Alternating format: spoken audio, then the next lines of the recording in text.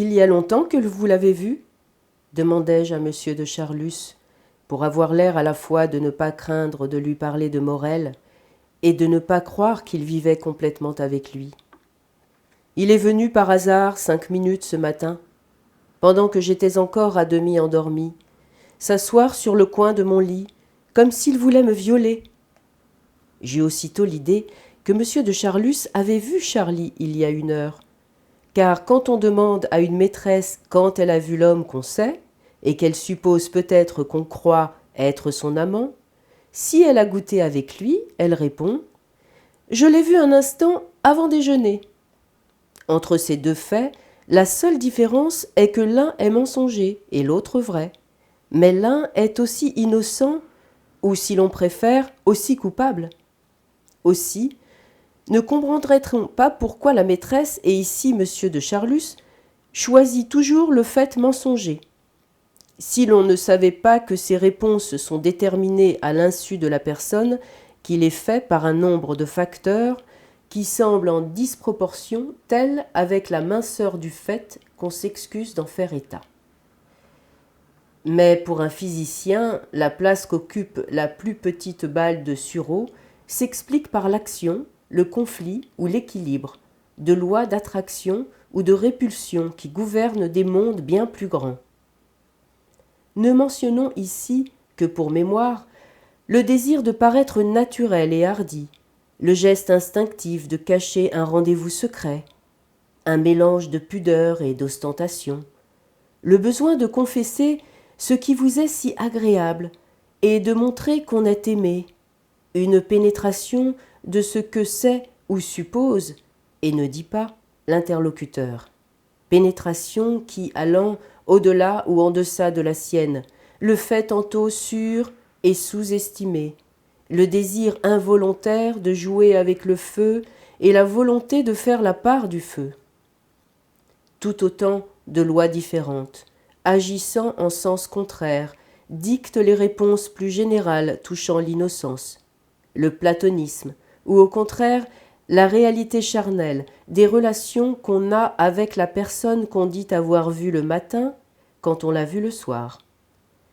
Toutefois, d'une façon générale, disons que monsieur de Charlus, malgré l'aggravation de son mal, et qui le poussait perpétuellement à révéler, à insinuer, parfois tout simplement à inventer des détails compromettants, cherchait pendant cette période de sa vie à affirmer que Charlie n'était pas de la même sorte d'homme que lui, Charlus, et qu'il n'existait entre eux que de l'amitié. Cela n'empêchait pas, et bien que ne fût-ce peut-être vrai, que parfois il se contredit, comme pour l'heure où il l'avait vu en dernier, soit qu'il dit alors en s'oubliant la vérité, ou proféra un mensonge pour se vanter, ou par sentimentalisme, ou trouvant spirituel d'égarer l'interlocuteur. « Vous savez qu'il est pour moi, continua le baron, un bon petit camarade, pour qui j'ai la plus grande affection, comme je suis sûr, en doutait-il donc, qu'il éprouvât le besoin de dire qu'il en était sûr, qu'il a pour moi, mais il n'y a entre nous rien d'autre, pas ça, vous entendez bien, pas ça, dit le baron aussi naturellement que s'il avait parlé d'une dame. Oui, il est venu ce matin me tirer par les pieds. Il sait pourtant que je déteste qu'on me voie coucher. Pas vous ? Oh, c'est une horreur, ça dérange, on est laid à faire peur. Je sais bien que je n'ai plus 25 ans, et je ne pose pas pour la rosière, mais on garde sa petite coquetterie tout de même.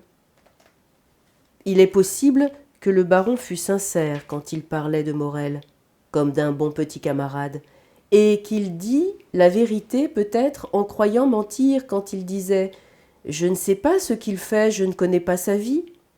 En effet, disons, pour anticiper de quelques semaines sur le récit que nous reprendrons aussitôt après cette parenthèse que nous ouvrons pendant que M. de Charlus, Brichot et moi nous dirigeons vers la demeure de Madame Verdurin, disons que, peu de temps après cette soirée, le baron fut plongé dans la douleur et dans la stupéfaction par une lettre qu'il ouvrit par mégarde et qui était adressée à Morel.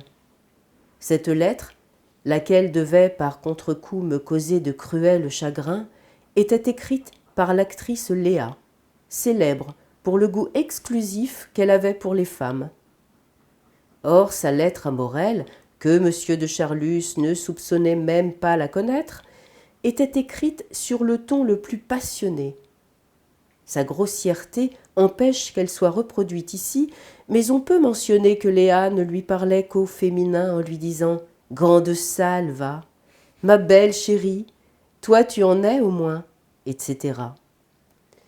Et quand cette heure, il était question de plusieurs autres femmes qui ne semblaient pas être moins amies de Morel que de Léa. D'autre part, la moquerie de Morel à l'égard de M. de Charlus et de Léa à l'égard d'un officier qui l'entretenait et dont elle disait « Il me supplie dans ses lettres d'être sage. Tu parles, mon petit chat blanc », ne révélait pas à M. de Charlus une réalité moins insoupçonnée de lui que n'étaient les rapports si particuliers de Morel avec Léa.